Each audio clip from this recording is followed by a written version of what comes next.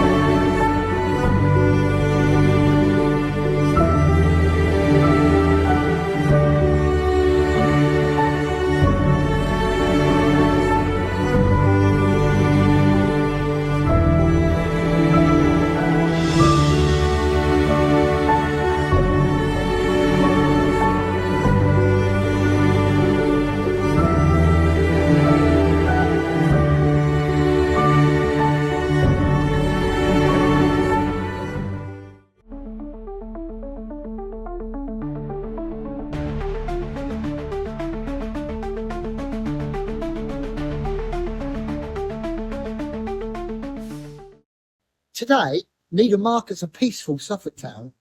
Its high street is lined with historical buildings.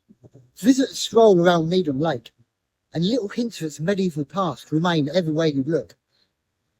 But over 350 years ago, this small market town faced a disaster so devastating that it nearly disappeared from the map. A deadly plague swept through the community. Trade collapsed. Families were wiped out. The town sealed itself off from the outside world, stretching chains across its roads in a desperate attempt to stop the disease from spreading. The sacrifice may have saved neighbouring communities, but it came at a terrible cost. This is the story of the plague of Needham Market. By the mid-1600s, Needham Market was a thriving Suffolk town. Its prosperity was built on the wool industry, particularly wool combing, an important stage of preparing wool for weaving. Traders, craftsmen, and farmers passed through the town regularly, bringing business and wealth. The market had flourished for centuries, following the grant of the market rights in the 13th century. Life wasn't luxurious, but compared to many rural settlements, Needham Market was doing well. Then came the plague.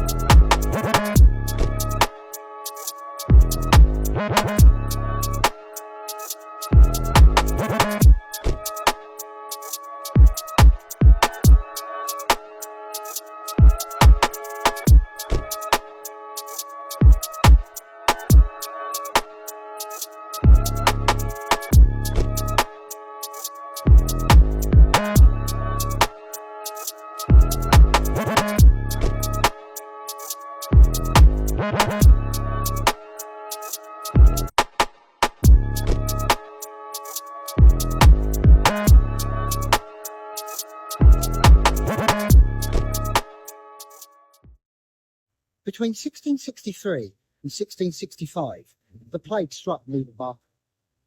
Exactly how the disease arrived, nobody knows. But like many outbreaks in that period, it may have travelled along trade routes, hiding among goods, rats, or fleas. What is remarkable is this wasn't London or Norwich. This was a small Suffolk town. Yet the outbreak was so severe that the local people took extraordinary lengths. According to local tradition and historical accounts, chains were erected across the roads at either end of the town. Needham Market was effectively quarantined itself from the outside world. Imagine the scene. A traveller approaches the town, finds the chains stretched across the market. No entry, no trade, no visitors, no escape. The chains were probably not strong enough to physically stop any determined traveller. Instead, historians believe that they acted as powerful warnings. Everyone knew what the plague meant. It meant death. And the chains signalled that Needham Market was infected, and that entering could be fatal. Food supplies still had to reach the town. Local accounts describe money being left at locations known as the Chain House or Chain Bridge, while food and goods were left in return, allowing some trade without any direct contact. It was an early form of social distancing, centuries before the term even existed. For the people trapped inside the quarantine, daily life became a struggle for survival. Businesses closed, markets seized, neighbours disappeared, and every day brought more news of more deaths. One of the most striking local traditions claims that grass grew in the streets because so many people had died or fled that normal life just simply stopped. Whether that's literally true or not, the story reflects the scale of the devastation remembered by later generations. Some accounts suggest that as many as 2/3 of the population died during the outbreak. Exact numbers are impossible to know because the surviving records are limited. In fact, the town council notes that no detailed plague records from the town itself survive, making it difficult to know precisely how many people perished. But one thing is clear: the outbreak was catastrophic. Needham Market's church had no graveyard of its own.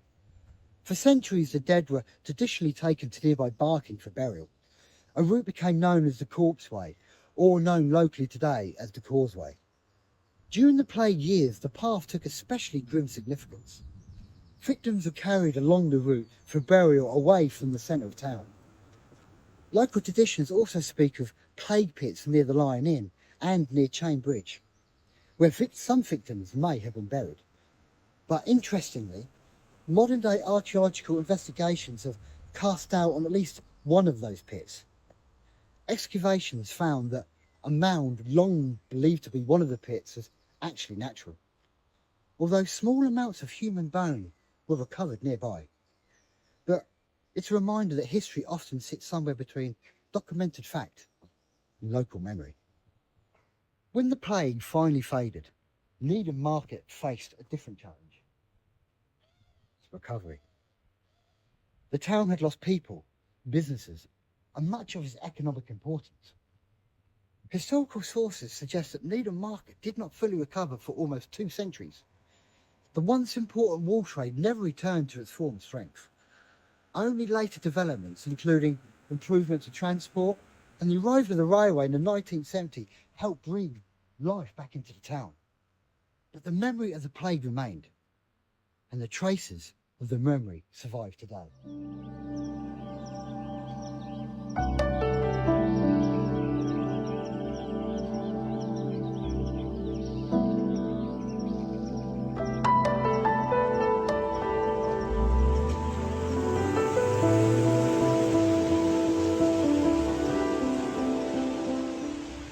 Walk through Needham Market today and you still find clues. Chain House Road recalls the southern quarantine barrier. Chain Bridge preserves the memory of the northern one. And the Causeway? Well, that echoes the old causeway used to carry the dead. These names are more than just directions on a map. They're reminders of a community that chose isolation in the face of a deadly epidemic. A community that endured enormous loss. And a community whose sacrifice may have helped prevent the disease spreading further across Suffolk.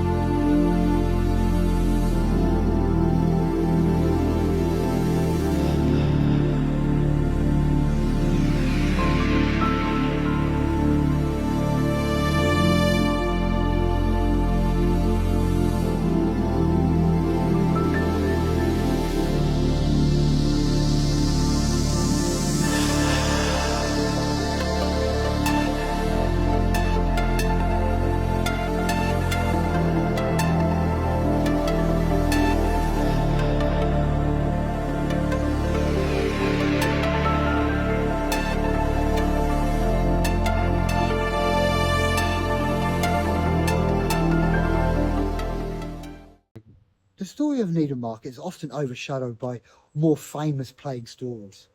Yet, the people of this Suffolk town face the same impossible choices.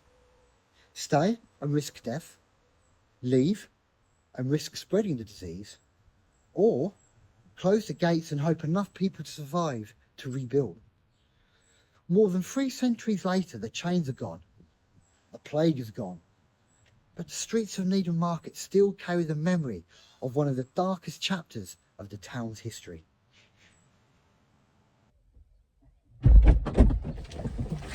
Oh, God. What a storm. So wet one. Lovely. Bit wet. Got it done though, boys.